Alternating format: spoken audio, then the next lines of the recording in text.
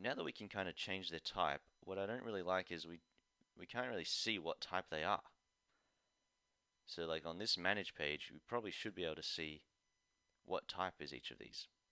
So let's do that. When we display those, we display them from the manage page here. We use the message text, right? But we don't use the message type. So remember this list of messages, this basically loops through that array of message objects. These are given here. Each message has message text and message type. Let me just show you if I do this.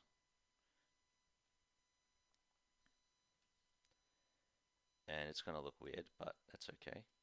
This is just temporarily. We have type there.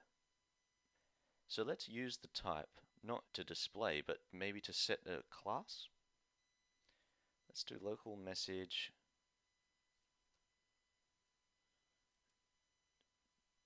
type like that. Like that. Whoa, whoa, whoa. That looks cool. So we refresh. Now, obviously we don't have any styles loaded in there yet. I like to have it on the bottom so I can actually see. Yeah, see it? We can see our class already right there. Local message 3, right? So let's get some styles going for those. If we add a new file, just new file, styles.css, and we can do a style for each of those. So local message 3 is not here, so 3 is info. So I want to make it, what do you do, like background color?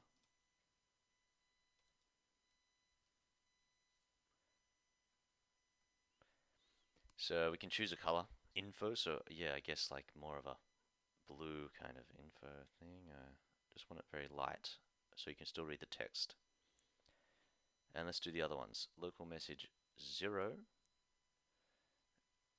0 is warning. Okay, so warning should be like a, orangey one. Let's do 1.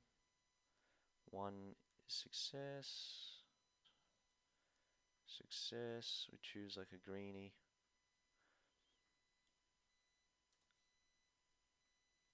And of course, error is to have a more reddish one, right? But I just want it light. You still want to be able to read the text, so let's just do it like, oh geez, I don't know, something like that. Now, we have those styles there.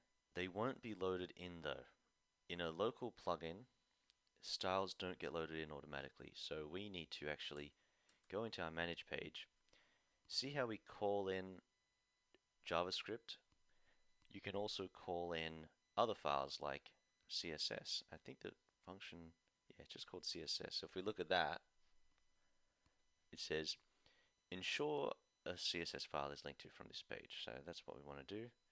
And it's just the path. We need the path to the CSS file. So that's pretty easy.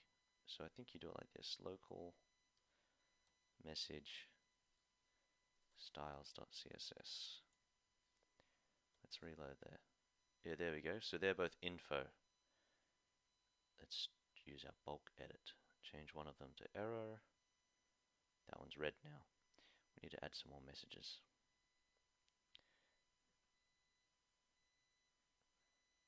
Yeah, I mean, that's nice. We're seeing the different colors.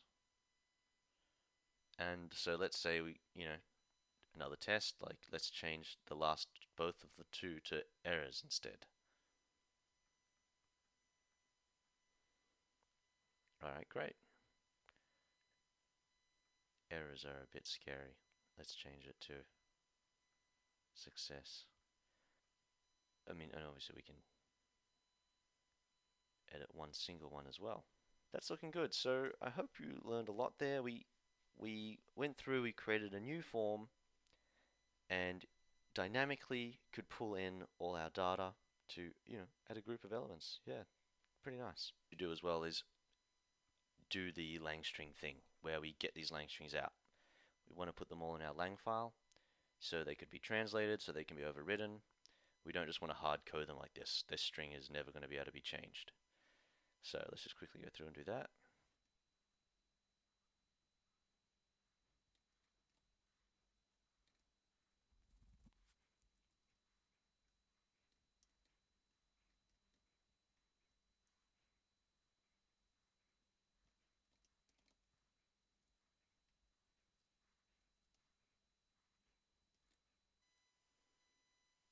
I think yes is a default string that we don't need to put in.